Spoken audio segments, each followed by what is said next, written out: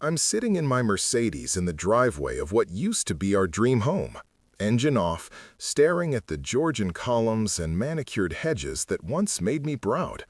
The irony isn't lost on me. 3 years ago, I thought I'd won the lottery when Victoria said yes to my proposal. Tonight, I'm about to find out what it really costs to marry someone who sees you as furniture.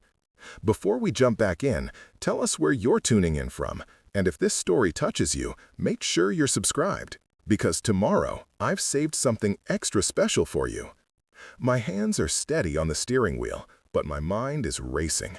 In about 10 minutes, I'll walk into the Blackwood Country Club for the annual charity gala that Victoria's been planning for months. The same event where she'll introduce me to her high society friends, where she'll smile and pose for photos, where she'll play the perfect wife.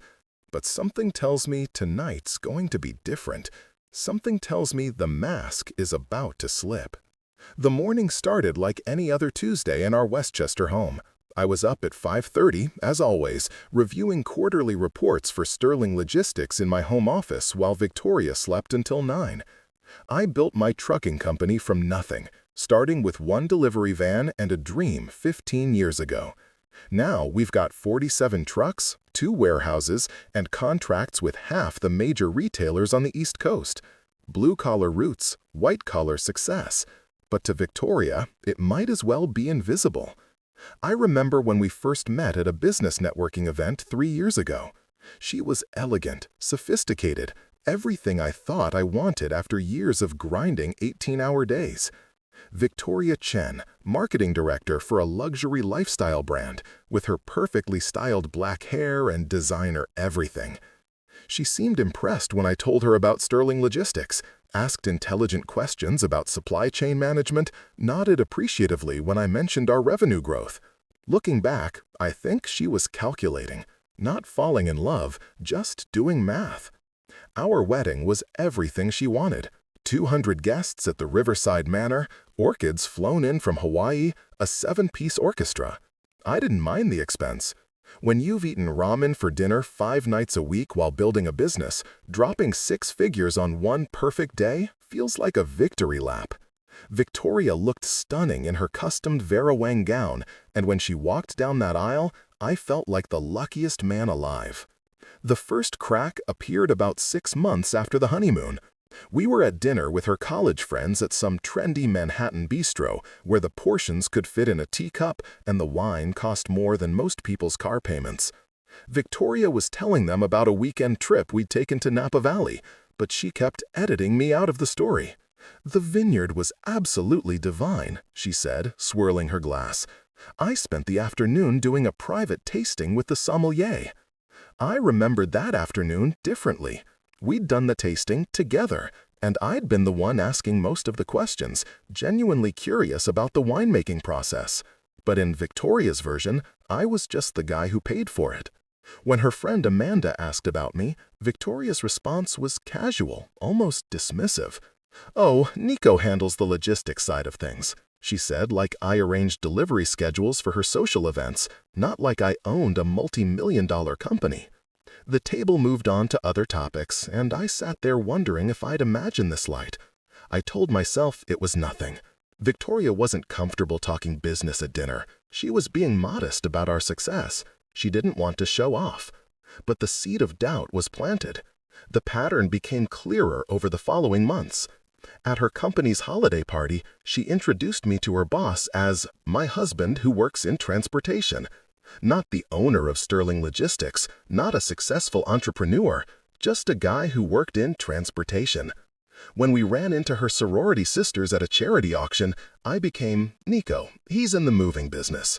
The way she said it made it sound like I helped people carry couches upstairs. Each time, I'd bring it up later, gently. "Honey, when you introduced me to Marcus tonight, you made it sound like I drive trucks for a living." Victoria would laugh it off, kiss my cheek, tell me I was being sensitive. "People don't care about business details at social events, Nico. They just want to have fun." But I noticed she had no trouble mentioning other people's achievements.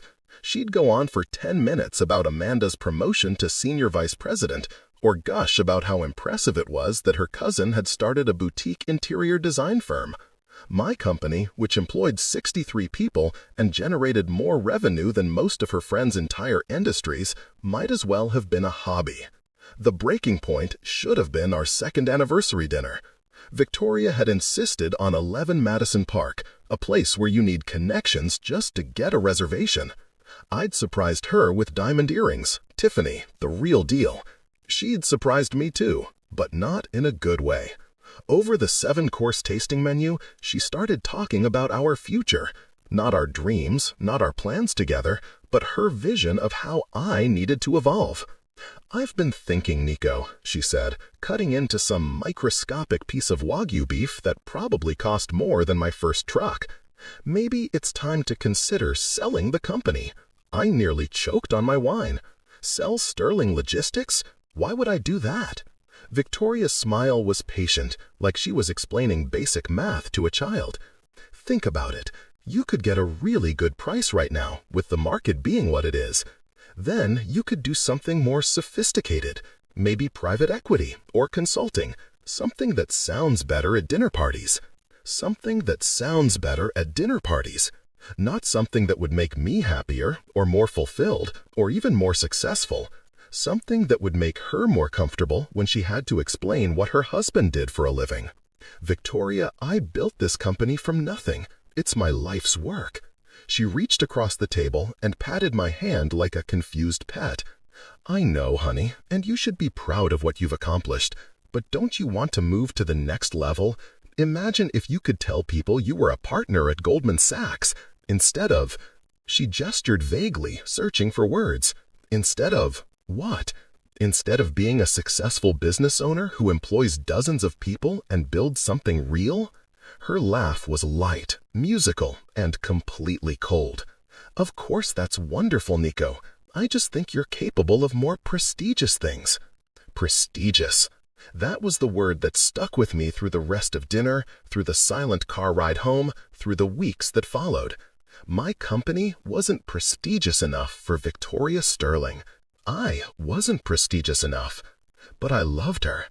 Or I thought I did. When someone you care about tells you repeatedly that you're not measuring up, you start to believe them. Maybe she was right. Maybe I was being defensive. Maybe I needed to think bigger. So I tried to change. I started reading the Wall Street Journal instead of Trade and Transport Weekly. I bought expensive suits and upgraded my watch. I even reached out to a business broker just to see what Sterling Logistics might be worth.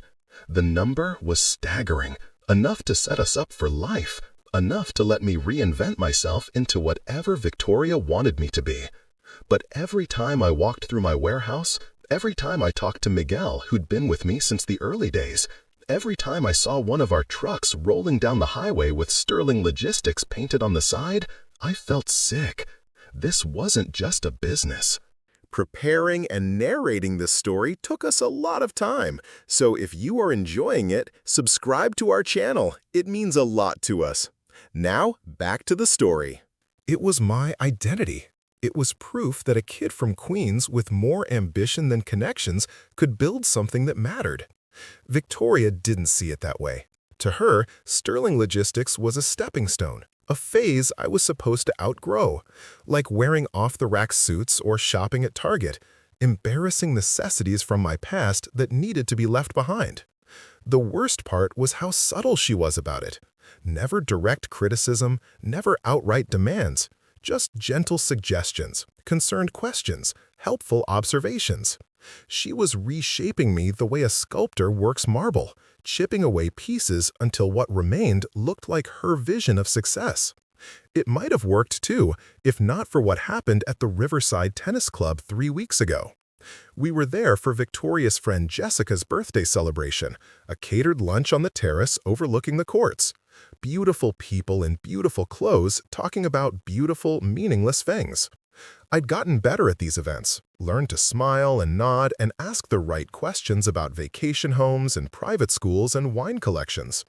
Jessica's husband, Richard, was holding court near the bar, telling a story about their recent trip to St. Bart's. He was a hedge fund manager, the kind of guy who made millions moving other people's money around and acted like he'd invented capitalism. As his story wound down, he turned to me with the practiced smile of someone making obligatory small talk. "So, Nico, Victoria tells me you're in the shipping business. Must be interesting, all that e-commerce growth." Before I could answer, Victoria jumped in.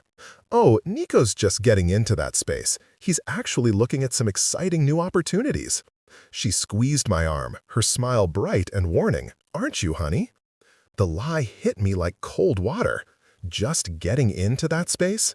Sterling Logistics had been doing e-commerce fulfillment for 5 years. We were pioneers in last-mile delivery optimization. I'd spoken at 3 industry conferences about it. But Victoria was rewriting my history again, making me small and aspirational instead of accomplished and established. Richard nodded politely and moved on to someone more interesting. I stood there in my $1,000 suit, worth more than most people in that room would ever see, and felt like a fraud. Not because of what I did for a living, but because I was letting my wife erase it. That night, I confronted her. Really confronted her, not the gentle probing I'd done before. "Victoria, why did you tell Richard I was just getting into e-commerce? You know that's not true." She was at her vanity, removing her jewelry with the careful precision she applied to everything. "I didn't want to overwhelm him with details, Nico. You know how these conversations go."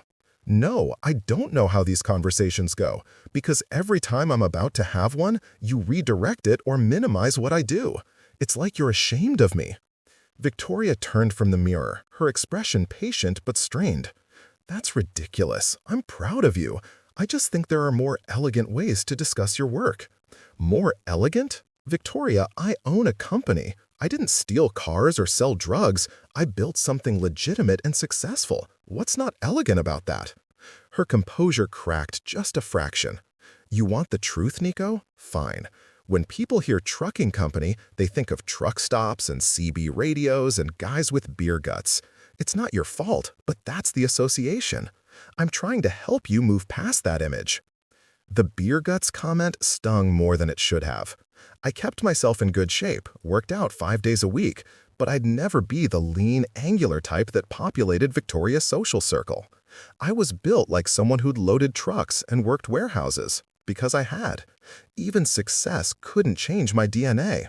"So, you're embarrassed by where I came from?" "I'm not embarrassed by where you came from. I'm thinking about where we're going." Where we're going. Always we when it came to my shortcomings, never we when it came to my achievements. But I still wasn't ready to give up. Marriage is work, right? Compromise, understanding, growing together.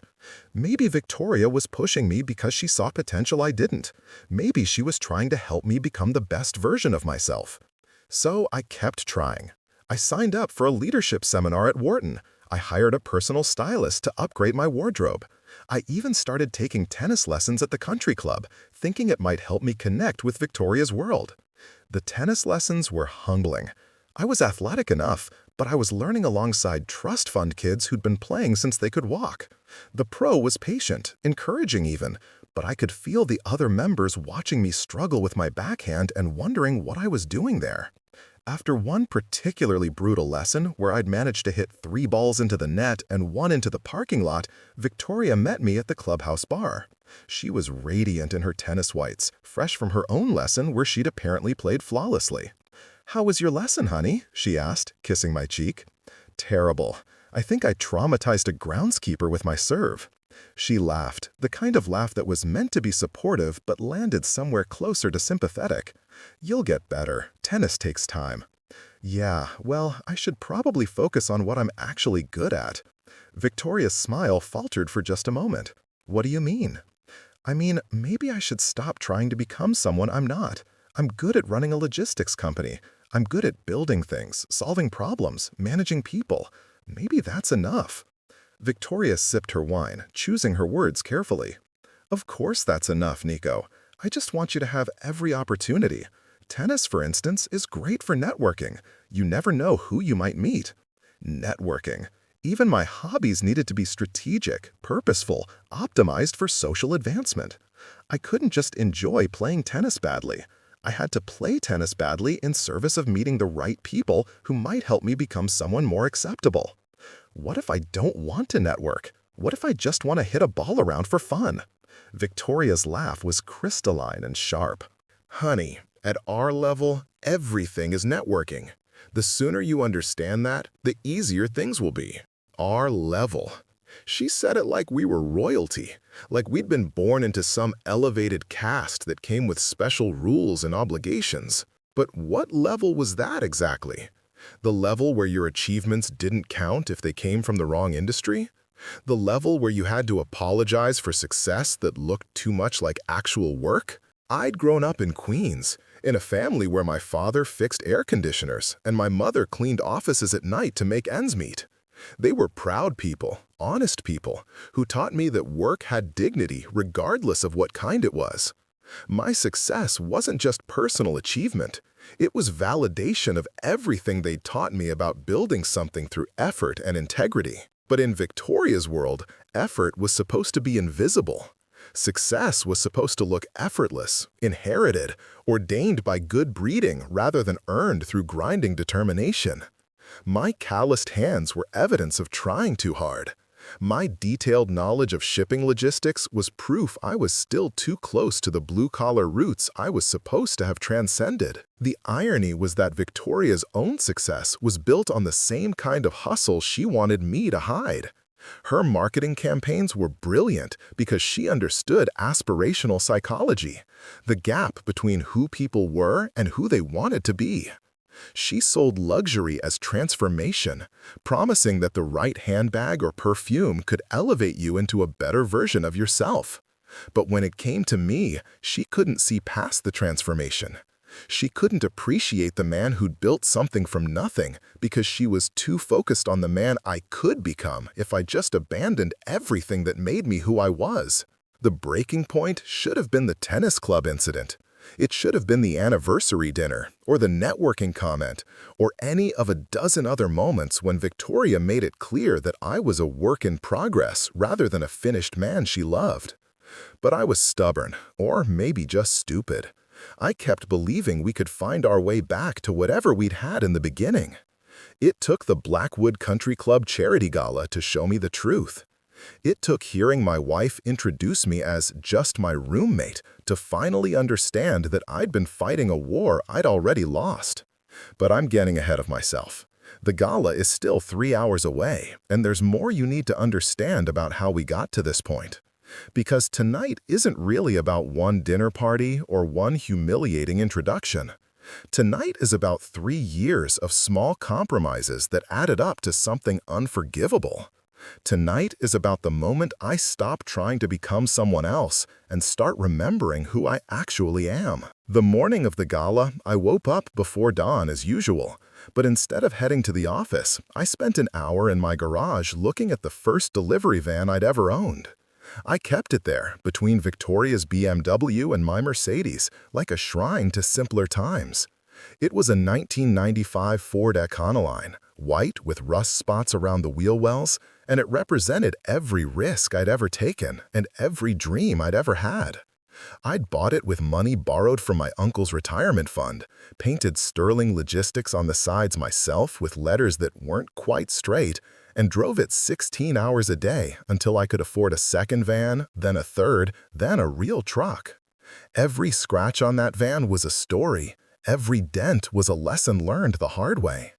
Victoria had asked me to get rid of it a dozen times. It was taking up space, it was an eyesore, it didn't fit the image of our new life. But I couldn't do it. That van was proof that I'd started with nothing and built something real. It was evidence of a journey that mattered, regardless of where it had led me. Standing there that morning, running my hand along the faded paint, I realized something had shifted. For months, I'd been looking at that van with embarrassment, seeing it through Victoria's eyes as a reminder of humbler times I was supposed to outgrow. But now I was seeing it differently. Now it looked like integrity. Victoria was still asleep when I left for the office that morning, her silk eye mask blocking out the world while she dreamed whatever dreams came to people who'd never had to worry about making payroll or keeping promises to customers who depended on you. I envied that peace, that certainty that tomorrow would be as comfortable as yesterday. But I also pitied it, because there's something magnificent about building something from nothing, about taking risks that could destroy you and succeeding anyway. There's a joy in earned success that can't be purchased or inherited or married into. Victoria would never feel that particular satisfaction, and maybe that's why she couldn't understand why I valued it so much. The office that morning was buzzing with normal crisis management. A delayed shipment to Philadelphia, a driver who'd called in sick, a new client who wanted to change their delivery schedule at the last minute. The kind of problems that used to stress me out but now felt like old friends. Complicated, demanding, but ultimately solvable through experience and effort. Miguel found me in my office around 10, carrying coffee and wearing the concerned expression he got when he was about to say something I didn't want to hear. "Boss, you okay? You seem different lately." Miguel had been with me for 8 years, since back when Sterling Logistics was still small enough that I knew every driver's birthday and every customer's quirks. He'd worked his way up from dock worker to operations manager, and he could read my moods better than most people could read a map. "Just thinking about things, Miguel. Nothing to worry about." He settled into the chair across from my desk, uninvited but welcome. Miguel had earned the right to speak freely, and I'd learned to listen when he exercised it. "It's about Victoria, isn't it?" I looked up from the manifest I'd been pretending to study. "What makes you say that?" "Because you've been walking around here like a man with something stuck in his throat.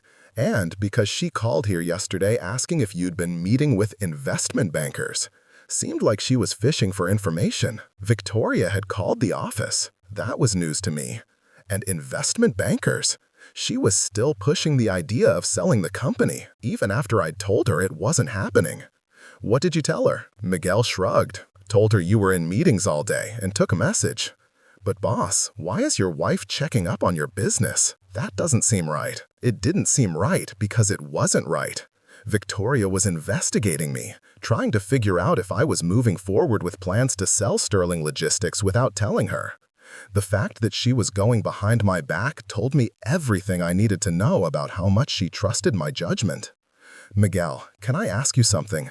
Do you think I should sell the company?" He looked at me like I'd asked if he thought I should cut off my own hand.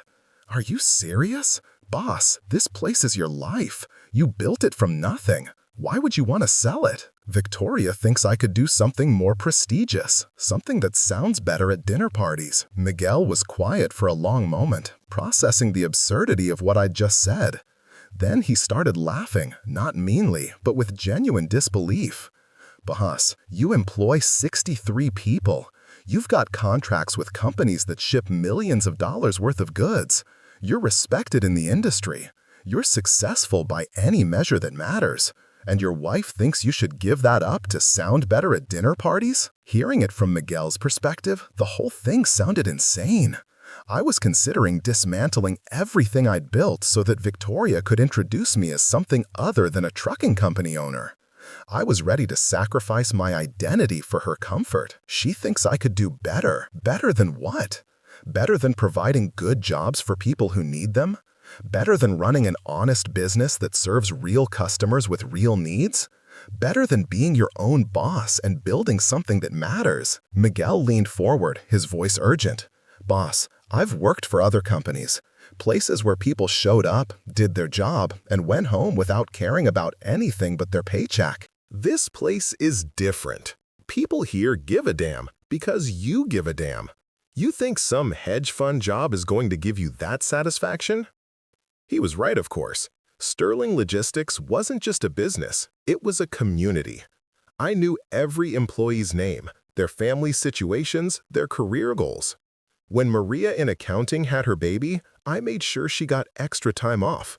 When Tommy hurt his back loading trucks, we found him working dispatch until he healed. When the economy tanked in 2008, I took a salary cut before I laid anyone off. Victoria saw all of that as small-time thinking. She thought I was limiting myself by caring too much about individual employees, by staying too involved in day-to-day operations. She wanted me to think bigger, broader, more strategically. But strategy without heart was just manipulation, and success without connection was just accumulation. Miguel, what do you think of Victoria? The question hung in the air between us. Miguel was too diplomatic to criticize my wife directly, but his expression told me everything I needed to know. I think she's a very sophisticated lady, boss. Very elegant. But I don't think she understands what you've built here. I don't think she gets why it matters to you. That was Miguel's gentle way of saying what I was beginning to understand myself. Victoria didn't just misunderstand my work, she was actively hostile to it. It represented everything she wanted me to move beyond: blue-collar origins, hands-on management, success that looked too much like actual labor. The thing is, Miguel, I used to think that was okay. I thought maybe she could help me grow, become more sophisticated, move to the next level. But lately, I'm wondering if the next level is worth it, if it means abandoning this level. Miguel nodded slowly. My father used to say that a man who's ashamed of his work is ashamed of himself. You've got nothing to be ashamed of, boss. Nothing at all. I spent the rest of the day thinking about Miguel's words, about shame and pride, and the difference between growing and changing. Growth was supposed to build on what came before, adding new capabilities without discarding foundational strengths. Change, on the other hand, could mean abandoning everything that made you who you were in pursuit of becoming someone else entirely. Victoria wanted me to change. She wanted me to shed Sterling Logistics like a snake sheds skin, leaving behind the old version of myself to emerge as something shinier and more socially acceptable. But what if the old version was actually the real version? What if the blue-collar kid who'd built a trucking empire was more authentic than the country club member trying to blend in with inherited wealth? By the time I left the office that afternoon, I'd made a decision. Not about Victoria, not about our marriage, not about anything dramatic or final. Just a decision to stop apologizing for who I was and what I'd accomplished. Tonight, at the Blackwood Country Club charity gala, I wasn't going to hide my background or downplay my success. I was going to be Nico Sterling, owner of Sterling Logistics, proud of every truck and every employee and every hard-won contract. If Victoria had a problem with that, we'd deal with it. But I was done being ashamed of the best thing I'd ever done. The irony was that Victoria had fallen in love with my ambition and drive, or at least she'd claimed to. In our early days, she'd seemed fascinated by my stories of building the business, impressed by my willingness to work 18-hour days, attracted to the confidence that came from knowing I could solve problems and overcome obstacles. But somewhere along the way, she decided that the ambition was good, but the application was wrong. She wanted me to be driven and successful, but in ways that impressed her friends rather than ways that satisfied me. She wanted the results without the process, the status without the story, the destination without the journey. As I drove home that afternoon, I realized that Victoria had never actually loved me. She'd loved her vision of what I could become.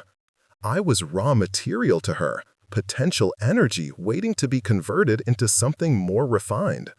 The man who struggled and sacrificed to build Sterling Logistics was just a rough draft of the man she wanted to be married to. But here's the thing about rough drafts. Sometimes they're more honest than the finished product. Sometimes the raw version captures something essential that gets lost in the polishing process. Sometimes what looks like improvement is actually diminishment. I was about to find out which version of myself Victoria preferred, and I was about to discover whether I was strong enough to stay true to the man I'd always been, even if it cost me the woman I thought I'd always wanted. The Blackwood Country Club sits on 40 acres of pristine Connecticut real estate. Its Tudor Revival architecture and championship golf course serving as a temple to generational wealth. As I pulled into the circular drive that evening, valets in crisp white jackets rushed to open car doors for Bentleys and Maseratis, treating each vehicle like a sacred artifact. My Mercedes felt modest by comparison, which said something about the company we were keeping. Victoria emerged from our car looking absolutely stunning in a midnight blue Valentino gown that cost more than most people's monthly salary. Her black hair was swept into an elegant chignon, and the diamond necklace I'd given her for Christmas caught the light from the club's crystal chandeliers. She looked like she belonged here, like she'd been born to glide across marble floors and make small talk with philanthropists and hedge fund wives. I, on the other hand, felt like an imposter despite my perfectly tailored Tom Ford tuxedo. The weight of the evening's expectations sat heavy on my shoulders as we made our way through the entrance hall, past oil paintings of long-dead robber barons, and toward the sound of chamber music and refined conversation. Victoria's hand rested lightly on my arm, but there was no warmth in the touch. It was performative, part of the evening's choreography. We were playing the role of the successful power couple, and she needed me as a prop for her social theater. The grand ballroom was a study in understated opulence, with its coffered ceiling and floor-to-ceiling windows overlooking the golf course. Round tables draped in ivory silk filled the space, each centerpiece a work of art featuring white orchids and flickering candles. The guests were what you'd expect: men in expensive tuxedos discussing market volatility and tax shelters, women in designer gowns comparing vacation homes and private school acceptances. This was Victoria's natural habitat, and I watched her transform as we entered the room. Her posture straightened, her smile became more radiant, her laugh took on that musical quality that suggested breeding and refinement. She was home. We made our way to the cocktail reception area, where servers circulated with champagne and hors d'oeuvres that probably cost more to prepare than most restaurants charged for a full meal.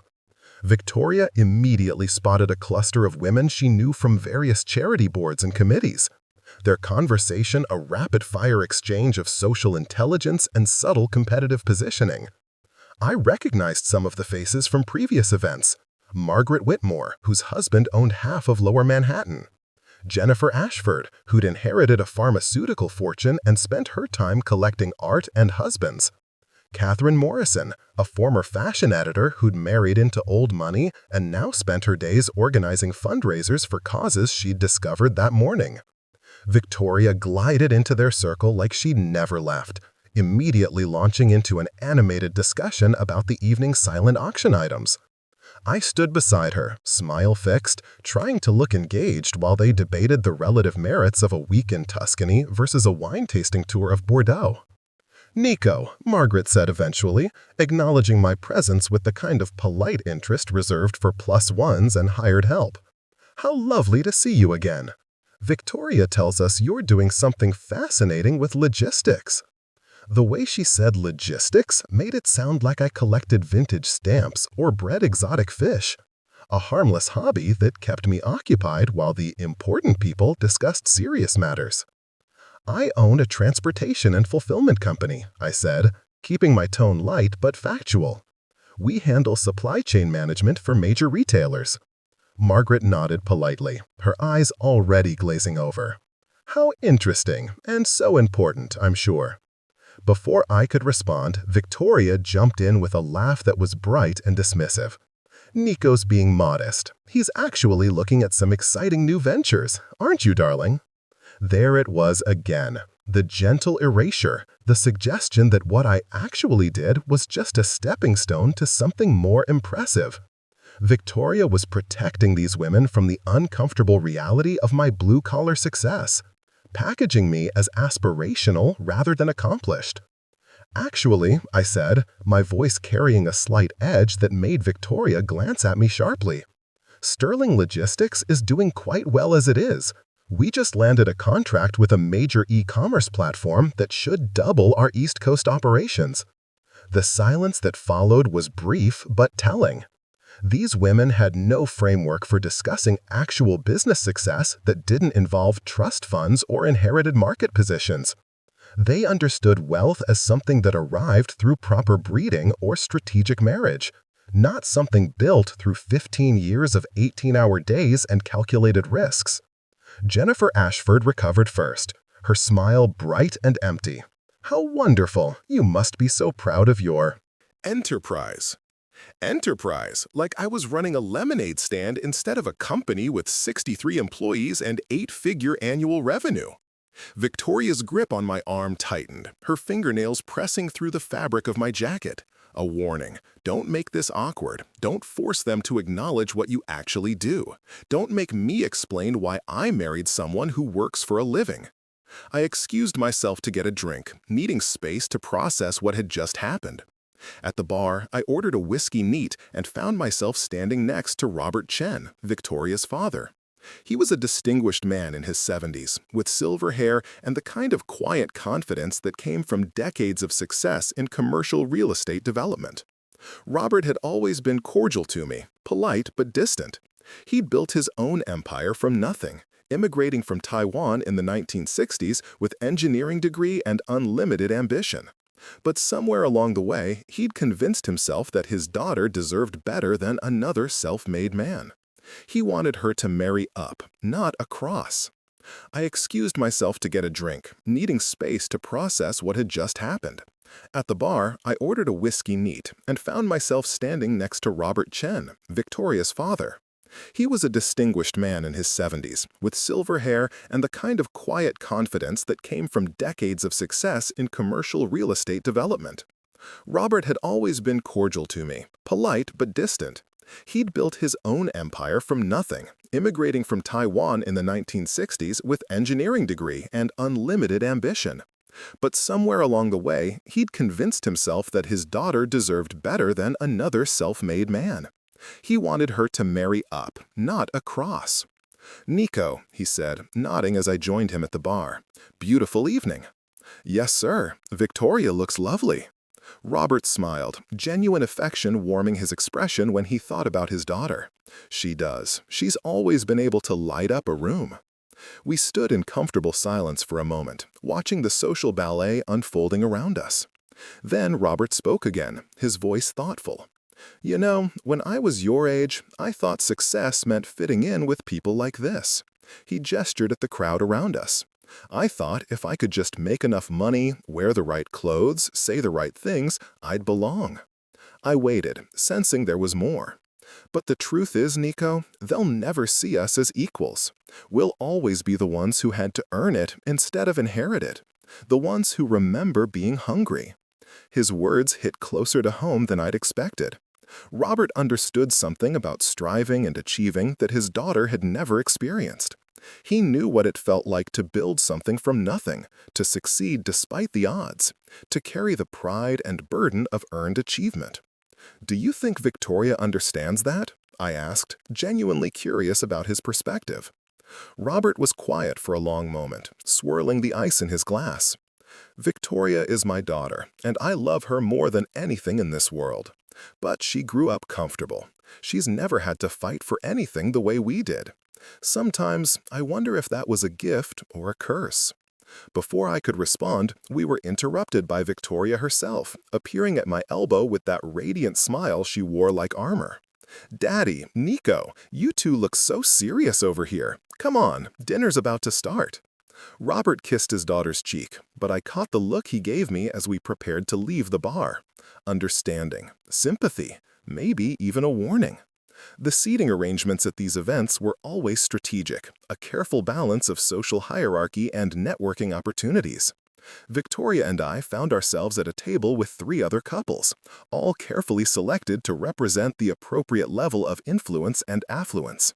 To my left sat Harrison Blackwood III, whose great-grandfather had founded the country club and whose current occupation seemed to involve managing his trust fund and collecting vintage cars. His wife, Sloane, was a former debutante who now chaired committees and planned galas with the intensity of a military campaign. Across from us were David and Patricia Morrison. He, a prominent attorney specializing in white-collar defense. She, a former ambassador's daughter who spoke 4 languages and collected modern art. The final couple was Richard and Stephanie Lambert, venture capitalists who spent their time evaluating startup companies and their summers in the Hamptons. As we settled into our seats, Victoria immediately launched into conversation with the other women, discussing the silent auction items and sharing gossip about mutual acquaintances. I found myself talking business with the men, a relief after the earlier awkwardness at the cocktail reception. Harrison, despite his aristocratic bearing, was actually quite knowledgeable about supply chain logistics. His family's various business interests had given him practical experience with transportation and fulfillment challenges. "The e-commerce boom has really transformed the industry," he said, cutting into his perfectly prepared filet mignon. "My grandfather used to say that the money was in moving goods, not just owning them." David Morrison nodded, his lawyer's mind immediately grasping the implications. The legal complexity alone must be staggering. Interstate commerce regulations, employment law across multiple jurisdictions, insurance requirements. How do you manage all of that? For the first time all evening, I felt like I was having a real conversation with people who understood the complexity and sophistication of what I'd built. Harrison and David weren't just making polite conversation. They were genuinely interested in the business challenges and strategic decisions that had made Sterling Logistics successful. "The key is building systems that scale," I explained, warming to the subject. "You can't micromanage a 63-person operation across 2 states. You need clear protocols, reliable technology, and people you trust to execute without constant supervision." Richard Lambert leaned forward, his venture capitalist instincts engaged. "What's your revenue multiple on the new e-commerce contracts? The margins in that space can be razor thin if you're not careful about operational efficiency." As I outlined Sterling Logistics' financial structure and growth strategy, I noticed something interesting happening. The conversation at our table was splitting along gender lines, but not in the way I'd expected. The men were discussing business with genuine respect and interest, while the women were engaged in what sounded like high-level social anthropology. But Victoria wasn't participating in either conversation. She was smiling and nodding at appropriate moments, but her attention kept drifting to other tables, other people, other opportunities for connection and advancement. It was like she was mentally calculating the social value of every interaction, constantly optimizing for maximum networking benefit. When Harrison asked about my expansion plans for Sterling Logistics, Victoria finally spoke up. "Actually, Nico's considering some exciting new opportunities," she said, her voice carrying that same dismissive cheerfulness I'd heard earlier. "The logistics business has been wonderful, but there are so many other possibilities to explore." The table went quiet, not the polite silence of people being considerate, but the awkward quiet of people trying to process what had just happened.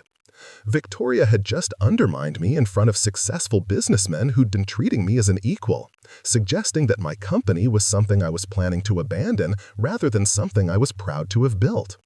David Morrison recovered first, his lawyer's training helping him navigate the social minefield. "Well, diversification can certainly be smart, but it sounds like you've built something quite impressive already." "Thank you," I said, my voice carefully controlled. "Sterling Logistics represents 15 years of my life. I'm proud of what we've accomplished." Victoria's laugh was light and musical, but there was an edge to it that made my stomach clench. "Of course you're proud, darling. I just think you're capable of so much more." The words hung in the air like a challenge. So much more. As if running a successful company that employed dozens of people and generated millions in revenue was somehow insufficient. As if the work I'd poured my life into was just a warm-up for whatever Victoria thought I should be doing instead. Harrison cleared his throat, clearly uncomfortable with the tension building at our table.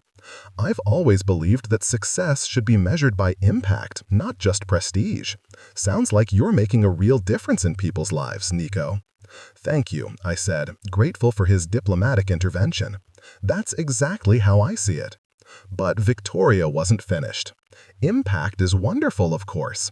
I just think there are different kinds of impact, some more visible than others."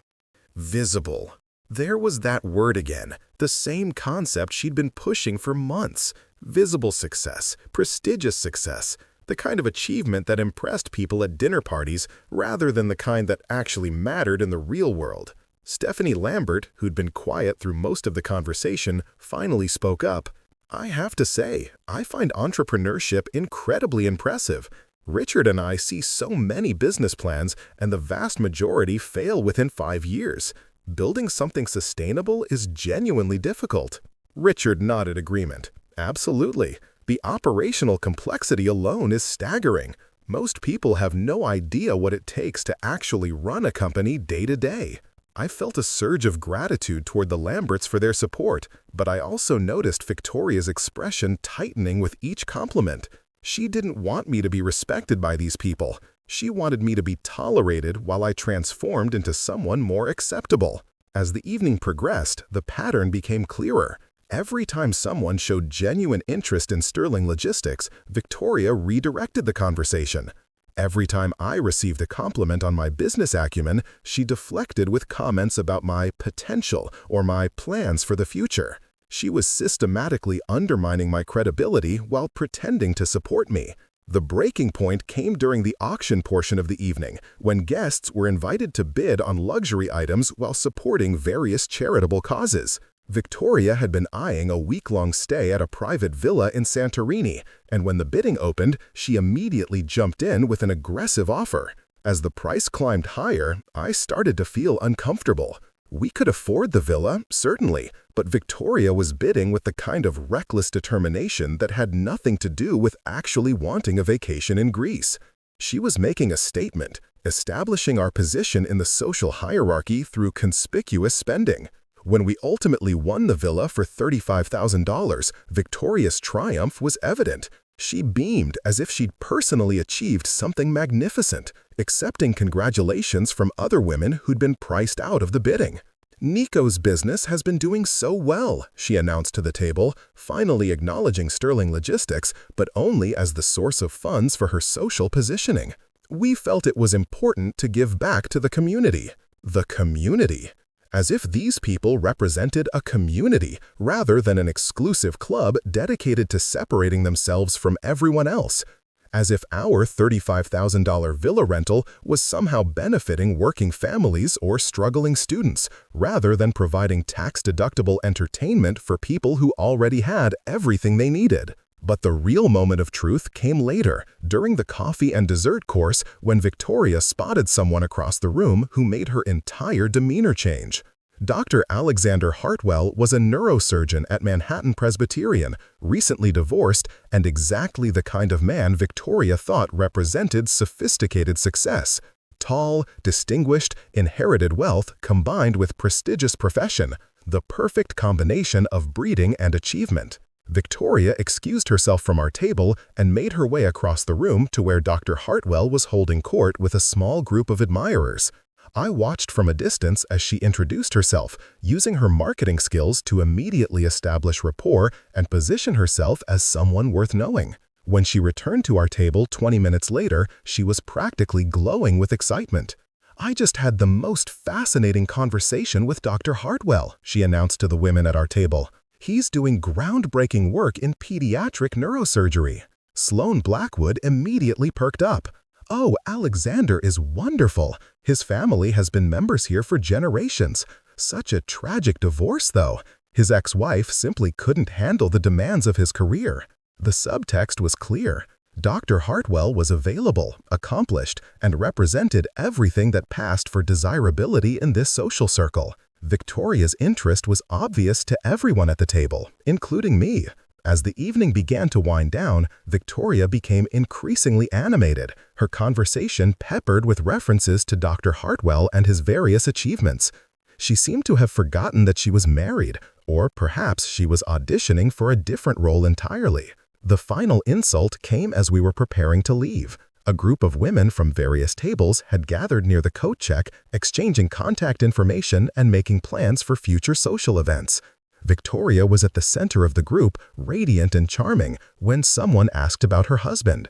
I was standing close enough to hear the conversation, but far enough away to be invisible, collecting our coats and waiting for Victoria to finish her social networking. That's when I heard the words that would change everything. "Oh, Nico?" Victoria said, her voice light and dismissive. "He's just my roommate, really. We share expenses, but it's nothing serious." The laughter that followed was polite but telling. These women understood exactly what Victoria was communicating. I wasn't her husband in any meaningful sense. I was a convenient arrangement that helped her maintain her lifestyle while she positioned herself for something better. Just my roommate. Nothing serious. The man who'd built a business to support her social ambitions, who'd endured months of criticism and suggestions for improvement, who'd stood by while she systematically undermined her achievements, had just been reduced to a financial convenience. I stood there in my perfectly tailored tuxedo, holding her designer coat, listening to my wife erase our marriage with casual precision. She wasn't just embarrassed by me, she was actively disavowing our relationship to improve her own social prospects. The ride home was silent. Victoria was lost in her phone, probably following up with new contacts from the evening, while I processed what I'd heard and what it meant. She'd humiliated me publicly, but more than that, she'd revealed her true feelings about our marriage. I wasn't her partner, I was her placeholder. As we pulled into our driveway, Victoria finally looked up from her phone. "That was a wonderful evening," she said, her voice bright with satisfaction. "I made some really valuable connections." Valuable connections? Not meaningful relationships or genuine friendships, but networking opportunities that might advance her social position. Everything was transactional to Victoria, including our marriage. "Did you enjoy yourself?" she asked, already reaching for the door handle. I turned off the engine and sat in the darkness for a moment, gathering my thoughts. "Victoria, I heard what you said to those women about me being your roommate." Her hand froze on the door handle, but she didn't turn to look at me. "I don't know what you're talking about." "You told them I was just your roommate, that we shared expenses, but it wasn't serious." Victoria finally turned, her expression carefully composed. "Nico, you're being dramatic. It was just a figure of speech." A figure of speech? Like our marriage was a metaphor instead of a legal and emotional commitment? Like 3 years of shared life could be dismissed as casual cohabitation? "What did you mean by it, Victoria?" She sighed, the kind of patient exhalation reserved for explaining obvious things to slow people. "I meant that we're not one of those couples who live in each other's pockets. We maintain our independence." Independence? Or are you embarrassed to be married to someone who owns a trucking company? Victoria's composure cracked slightly. "Don't make this about your business, Nico. This is about us, about our relationship, about the fact that we're in different places in our lives." Different places? There it was, the admission I'd been dreading. Victoria saw herself as ascending to a higher social level, while I remained trapped in the blue-collar success that had attracted her in the first place. She'd married me for my ambition and drive, but now she wanted the rewards without the source. Where exactly are we in our lives, Victoria? Because from where I'm sitting, I'm a successful businessman, married to a woman who seems ashamed of that success. Victoria turned to face me fully, her expression shifting from defensive to aggressive. "You want the truth, Nico? Fine. I love you, but I didn't sign up to be the wife of a truck driver for the rest of my life." Truck driver?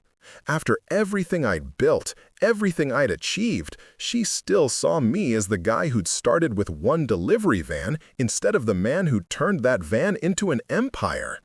"I'm not a truck driver, Victoria. I'm the owner of a multi-million-dollar logistics company." "And that's wonderful, truly, but there's so much more you could do, so much more we could be. Why are you so resistant to growth?" Growth, the word she used whenever she wanted me to abandon everything that made me who I was. Growth, in Victoria's vocabulary, meant becoming someone else entirely. "Maybe because I like who I am," I said quietly. "Maybe because what I've built has value beyond how it sounds at dinner parties."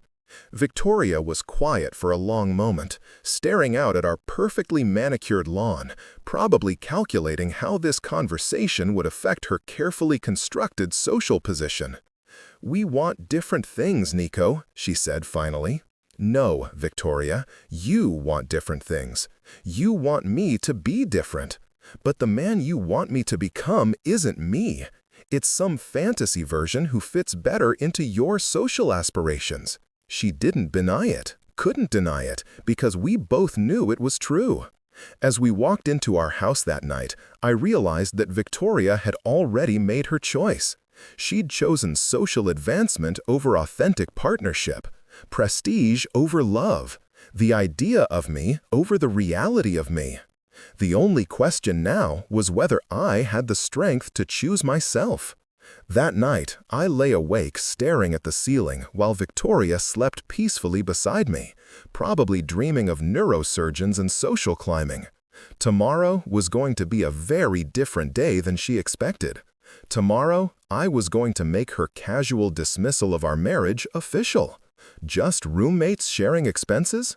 Perfect. Let's see how that arrangement works when one of the roommates decides to move out. I woke up at 5:30 the next morning, same as always, but everything felt different. The house was quiet, Victoria still sleeping off her social triumph from the night before, probably dreaming of neurosurgeons and networking opportunities. I made coffee in the kitchen we'd renovated together, staring out at the backyard where we'd once talked about planting a garden and maybe adding a pool. Future plans that now felt like someone else's memories. The morning routine I'd followed for 3 years felt mechanical now. Shower, coffee, check emails from the West Coast operations that had come in overnight. But underneath the familiar patterns, something fundamental had shifted. The conversation in the car, Victoria's casual dismissal of our marriage, her admission that she wanted me to be someone else entirely, it all crystallized into perfect clarity. I wasn't angry anymore.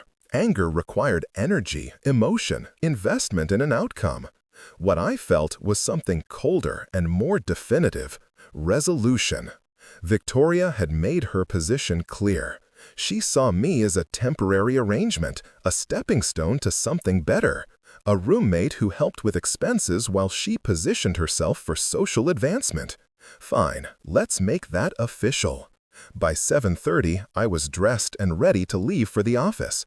Victoria was still asleep, but I could hear her phone buzzing with messages from her new connections at the charity gala. Probably planning lunch dates and committee meetings, building the social network that mattered more to her than the marriage she'd just publicly dismissed.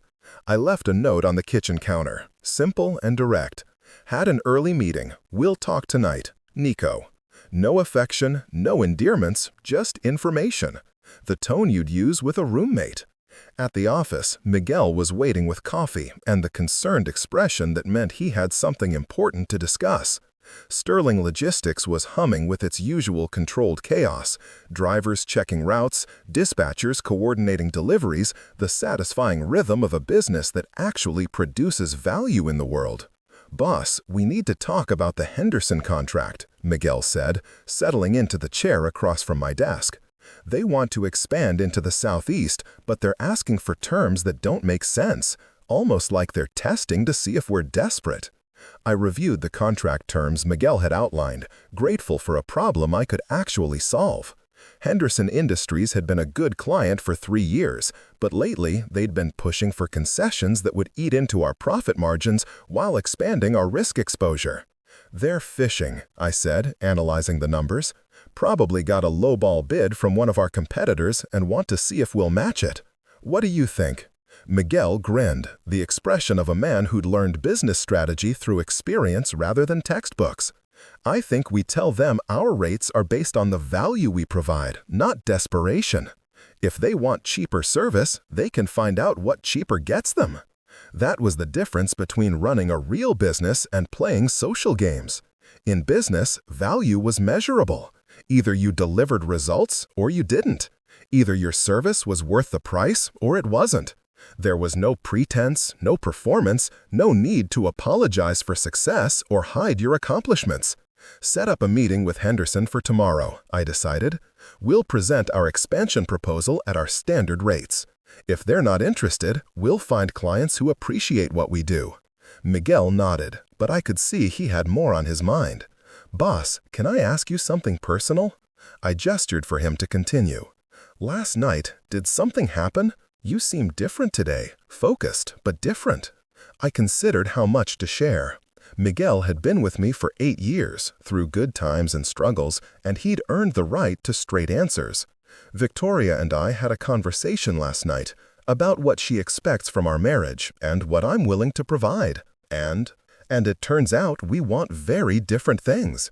She wants me to become someone else. I want to remain who I am. Miguel was quiet for a moment, processing the implications. "That's a tough spot, boss, but I'll say this. The man who built this company from nothing doesn't need to apologize to anyone for who he is. Before I could respond, my phone buzzed with a text from Victoria. Lunch today? Want to talk about last night? Even her texts sounded like networking opportunities now. I typed back, busy day, dinner at home, 7 p.m. Her response came immediately. Can't do dinner, meeting with charity committee. Tomorrow? Of course, the charity committee that would help her build connections with the right people, expand her social circle, position herself for whatever came after our marriage. I was being penciled in around her more important obligations.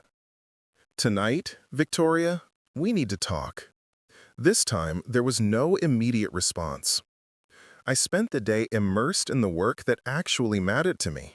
Strategic planning sessions with department heads, reviewing proposals for new client acquisitions, walking the warehouse floor to check on operations. Real problems with real solutions, measurable results, honest work that created value for customers and employees alike. Around 3 p.m., my assistant knocked on my office door. "Mr. Sterling, there's a Dr. Hartwell here to see you. Says it's about a transportation contract for the hospital." Dr. Alexander Hartwell, the neurosurgeon Victoria had been so impressed with at the charity gala. This should be interesting. He entered my office with the confident bearing of a man accustomed to being the most important person in any room. Tall, distinguished, expensive suit, the kind of presence that commanded immediate respect in Victoria's social circle. "Mr. Sterling, thank you for seeing me without an appointment. Alexander Hartwell, Manhattan Presbyterian Hospital." We shook hands and I gestured for him to take a seat. "What can Sterling Logistics do for the hospital, Dr. Hartwell?" He leaned forward, his expression serious and professional. "We're expanding our medical supply chain operations and need a logistics partner who can handle sensitive, time-critical deliveries. Pharmaceuticals, medical equipment, organ transport for transplant surgeries. The reliability requirements are absolute." This was exactly the kind of challenging, high-value contract that Sterling Logistics was built to handle. Complex logistics, critical timing, zero tolerance for failure. The kind of work that required genuine expertise and operational excellence. "We've handled medical logistics before," I said, pulling up relevant case studies on my computer, "including some emergency organ transport situations. What's your timeline for implementation?" As we discussed the technical requirements and operational details, I found myself genuinely impressed with Dr. Hartwell's professionalism. He asked intelligent questions, understood the complexity of what he was requesting, and approached the conversation with the respect of one business professional dealing with another. "I have to say, Mr. Sterling, your reputation in the industry is excellent. We did extensive research before reaching out, and Sterling Logistics consistently received the highest recommendations." It was refreshing to be evaluated based on actual performance rather than social acceptability. "We take medical contracts very seriously, Dr. Hartwell. Lives depend on reliable logistics in your industry." "Exactly, which is why I wanted to meet you personally before moving forward. In medicine, you learn to evaluate people quickly. Character matters as much as competence." We spent another hour working through the details of a potential partnership, and by the end of the meeting, we'd outlined a contract structure that would benefit both organizations. Dr. Hartwell was impressed with Sterling Logistics' capabilities, and I was impressed with his straightforward approach to business. As he prepared to leave, Dr. Hartwell paused at my office door. "I hope you don't mind me mentioning this, but I met your wife last night at the Blackwood event. Charming woman. You're a lucky man." The comment hung in the air between us. Dr. Hartwell's tone was perfectly professional, but there was something in his expression that suggested he knew more about Victoria's interest than he was letting on. "Victoria enjoyed meeting you as well," I said carefully. "She was quite impressed with your work at the hospital." He nodded, his smile polite but knowing. "Well, I look forward to working with Sterling Logistics. I'll have our procurement team send over the detailed requirements tomorrow." After he left, I sat in my office thinking about the interaction. Dr. Hartwell was everything Victoria thought she wanted: prestigious profession, inherited social position, the kind of refined success that looked good at dinner parties. But he was also something else, A man who evaluated people based on competence and character rather than social positioning. The irony wasn't lost on me. Victoria was attracted to the prestige of his profession, but Dr. Hartwell respected the substance of mine. She wanted me to become more like him, but he appreciated what I'd already accomplished. At 6 p.m., I headed home to a house that no longer felt like mine. Victoria's car was in the driveway, but I could hear her on the phone as I entered, probably coordinating her evening's committee meeting or planning her next social opportunity. She emerged from her home office looking perfectly polished, ready for an evening of networking and social positioning. "Nico, I only have a few minutes before I need to leave. Can we make this quick?" Make this quick. Like our marriage was a minor agenda item that needed to be handled efficiently before moving on to more important matters. "Victoria, sit down. We need to have a real conversation about what happened last night." She remained standing, checking her watch with the impatience of someone with better places to be. "Look, if you're upset about the roommate comment, I already explained that. It was just a figure of speech." "No, Victoria, it wasn't a figure of speech. It was how you actually see our marriage." She sighed, the sound of someone dealing with an unreasonable person. "Nico, you're being dramatic again. We're married, we live together, we share a life. I don't know what more you want. I want a wife who's proud to be married to me. I want a partner who supports what I've built, instead of constantly suggesting I tear it down and start over. I want someone who sees value in who I am, instead of potential in who I might become." Victoria's expression shifted from impatience to calculation. She was trying to determine how much effort this conversation was worth, how much reassurance she needed to provide to maintain the status quo. "Of course I'm proud of you, Nico, but I also want us to grow together, to reach our full potential. Is that so wrong? Our potential, or your vision of what I should become to fit into your social aspirations?" The question hung between us, sharp and unavoidable. Victoria couldn't answer it honestly, without admitting what we both knew. She was embarrassed by my success, because it came from the wrong industry, achieved through the wrong methods, celebrated by the wrong people. "I think," she said finally, "that you're creating problems where none exist. We're happy, Nico. We have a good life. You have a good life, Victoria. You have a successful husband who pays for your lifestyle while you position yourself for social advancement. But what do I have?" Victoria's composure finally cracked. "You have everything you wanted, a beautiful home, financial security, social connections you never could have made on your own. What more do you need?" There it was, the truth she'd been hiding behind months of gentle suggestions and social maneuvering. I was supposed to be grateful for access to her world, thankful that she'd elevated me beyond my blue-collar origins, appreciative of the opportunity to transform myself into someone worthy of her continued attention. I need a wife who loves the man I am, not the man she thinks I could become. I need a partner who sees my success as something to celebrate, not something to overcome. Victoria checked her watch again, her patience clearly exhausted. "Nico, I really don't have time for this philosophical discussion. Can we table this until tomorrow?" Table this until tomorrow?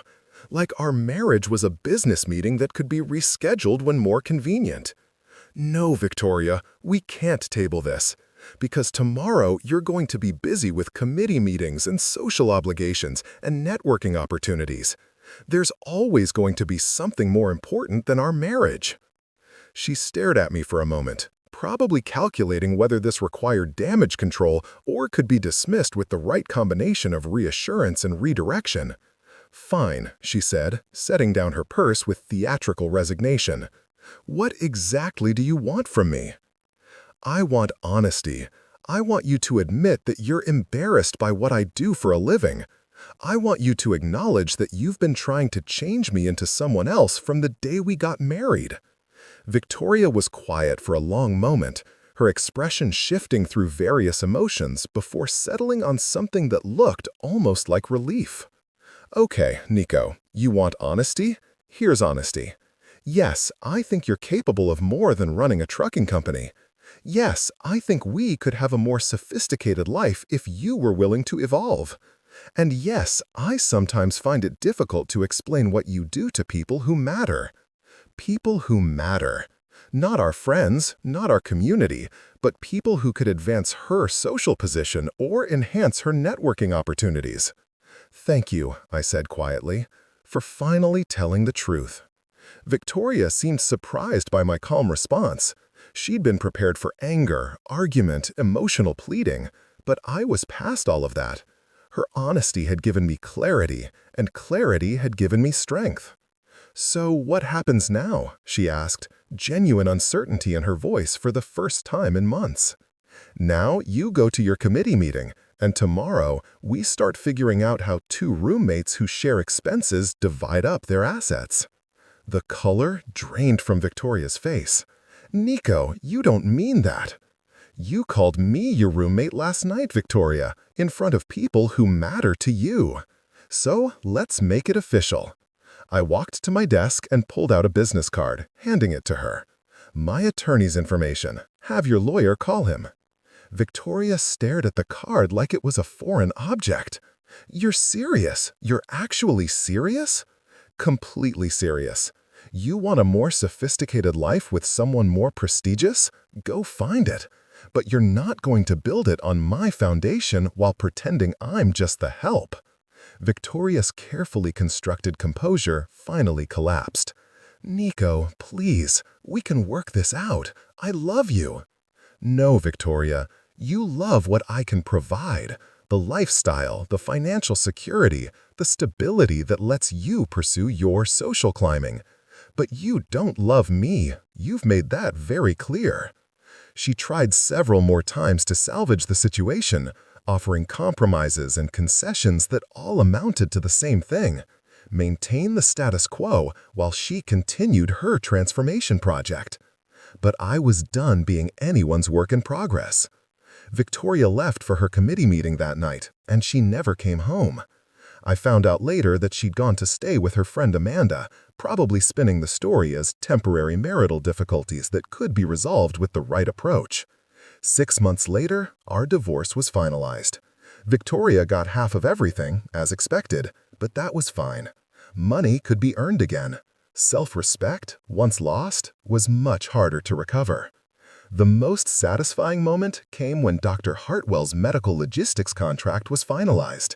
Not because of the revenue, though that was substantial, but because it proved what I'd always known. Real success was measured by competence and character, not social positioning. Dr. Hartwell had met Victoria at the charity gala, seen her charm and sophistication, but he'd chosen to do business with me because of what I'd built and how I ran it. That was the difference between authentic achievement and social performance. Victoria remarried within a year to a hedge fund manager she'd met through her charity committee work. Someone with the right background, the right connections, the right kind of success that looked good at dinner parties. I heard they honeymooned in the Santorino villa she'd bid on at the charity auction. As for me, I threw myself back into Sterling Logistics with renewed energy. Without the constant pressure to become someone else, I could focus on becoming better at who I already was. We expanded into new markets, hired more employees, built stronger client relationships. I also started dating again, eventually. But this time, I was looking for someone who appreciated blue-collar values and understood that real success often came from building something useful rather than inheriting something prestigious. Miguel found the whole situation grimly satisfying. "Boss," he said one day as we watched our newest delivery truck roll out for its first route, "you're better off without someone who couldn't see what you'd built here." He was right. Victoria had been so focused on transforming me into someone worthy of her social aspirations that she'd never noticed I was already someone worth loving. Her loss was profound, even if she never realized it. The last time I saw Victoria was at another charity event, 2 years after our divorce. She was there with her new husband, playing the same role she'd played with me, the sophisticated wife who knew how to navigate social situations and make the right connections. She looked happy, or at least satisfied. She'd gotten everything she'd wanted: prestige, social position, a husband whose success looked impressive on paper. But as I watched her work the room with calculated precision, I couldn't help but feel sorry for her. Victoria had traded authentic partnership for social advancement, real love for strategic marriage. She'd gotten what she thought she wanted, but she'd never understand what she'd given up. As for me, I was exactly where I belonged, building something real, creating value, staying true to the man who'd started with one delivery van and a dream. Just a roommate who decided to find his own place. Up next, you've got 2 more standout stories right on your screen. If this one hit the mark, you won't want to pass these up. Just click and check them out.